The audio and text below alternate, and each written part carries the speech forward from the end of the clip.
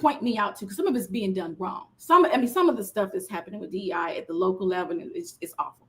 But the acknowledgement, right? The accountability. But unfortunately, it is up to those let's say the state and the federal, but also your organizations. These are in your HR handbooks. These are, you know what I'm saying? Like, it is up to these organizations to also mirror this stage and ensure that you feel safe, you feel heard. It's just morally the right thing to do, Hannah. It's the right thing to do. Period. I got a 24% pay increase because I was that underpaid. Let me tell you that. I was underpaid after they did a third-party DEI assessment. What does DEI do? This is my personal narrative. I was underpaid compared to my colleagues. And I had to get a 24% raise. I probably could have sued the hell out of them. That's what DEI did. Holding them accountable, making up the difference. Wow. How long do I work and not get the dollars? They should have paid you back pay. Back pay. That's crazy.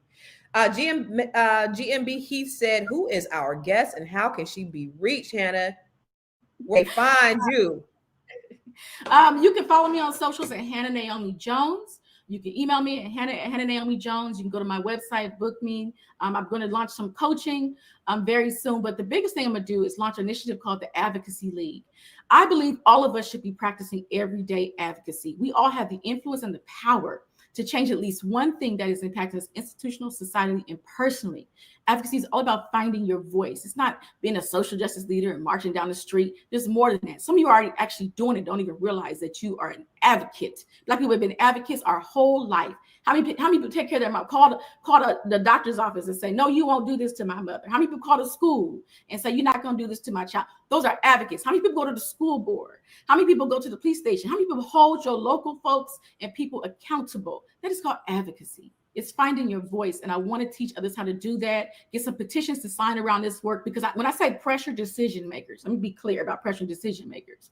A wonderful woman, I hope it's okay to say, by the name of Reverend Cece Jones Davis, leads a lot of work for pardons. And she got Julius Jones' pardon in Oklahoma.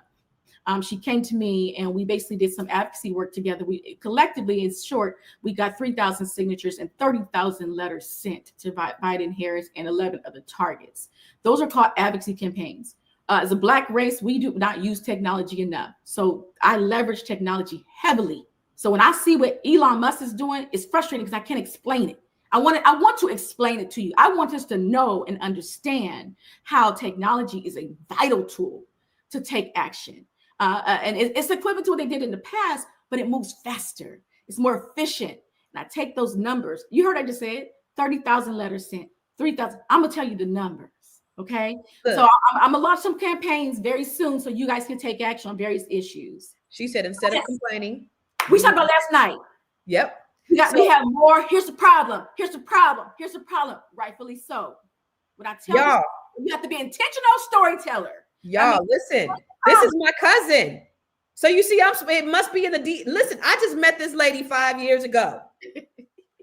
It must be in the DNA. It must be our great grandmothers that were sisters. They might have had some brilliance in their blood. I was like, that's my cousin. Wait, matter of fact, you got a TEDx, and the next year I got one. Yep, she got one. Yep. Literally, I was like, this is my